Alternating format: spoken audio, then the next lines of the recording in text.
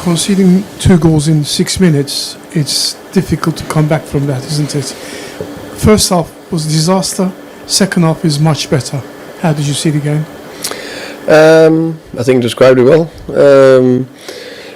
Definitely conceding 2 goals in 6 minutes gives ourselves a mountain to climb.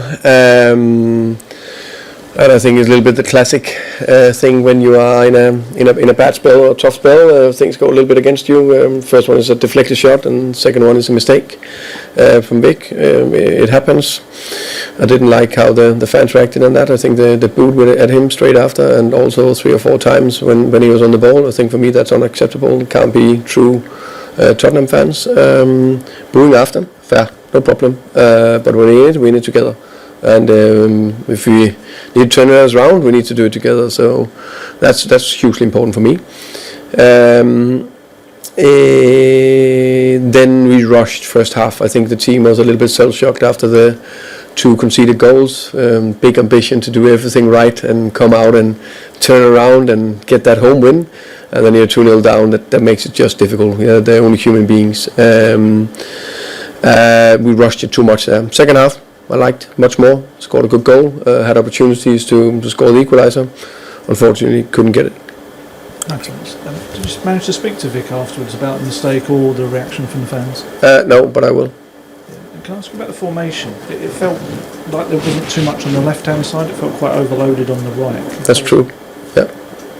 Tell us why that was exactly gone for. Wanted 2 strikers in and around each other, which I think looked good at times, but of course it was you can say the game plan was definitely way more difficult after the 2-0.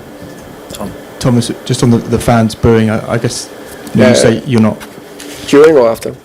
During, you say you're not happy with that. I guess they would say that the team hasn't, they've lost 10 games in 2025, which is the most since 2003. I mean, maybe, do you understand the frustration here as well? Yeah, but I think we need to be clear on what I talked about. I talked about they were after Vic. That I didn't like. I think that's unacceptable. It can't be after one player. Let me finish. Go. I think that's very important, because if you want anyone to perform, you need to be behind them, in my opinion. I think that's what you get people to perform in the best possible way. After, no problem. I guess maybe it's part of the same thing in that you want to come out and put on a big performance and, as you say, get a big win, and within 8 minutes the team is 2-0 down. 6 minutes. So I mean, so your question is what? Do you not understand the fans' frustration after 8 minutes when the team is 2-0 down? Of course I understand that. That's not what I said. I understand completely the frustration when it's not working. That I think we all was a little bit, okay, everything goes against us, and it's frustrating in many ways. So that I understand, no problem. Sam, please. Hello, Thomas.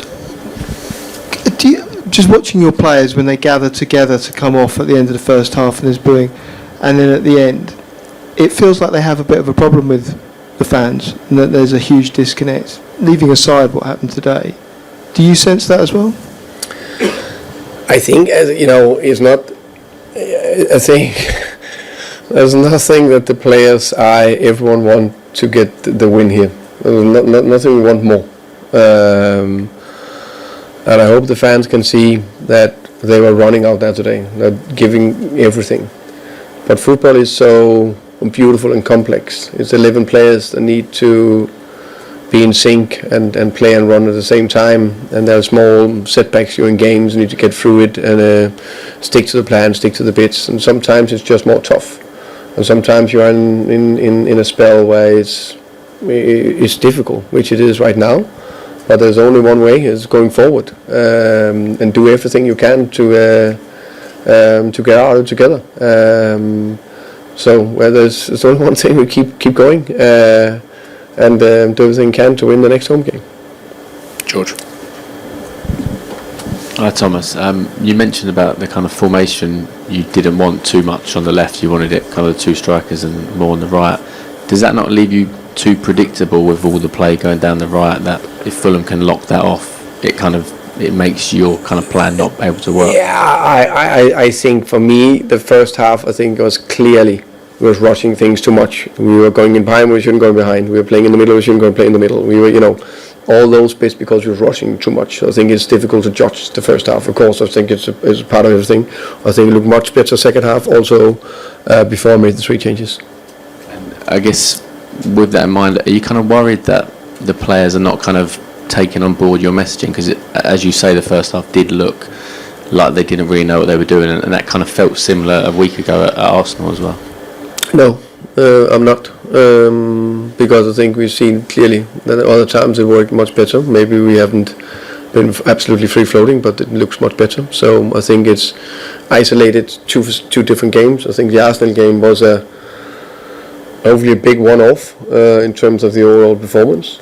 I think the PSG, it looks like they took on board my messages, that's fair to say. I think second half it looks like they took on my messages. And I think this game we are behind 2-0 down after 6 minutes with all the nice good questions we get about we want to do so well to get back on track. So I think there's so many things into this.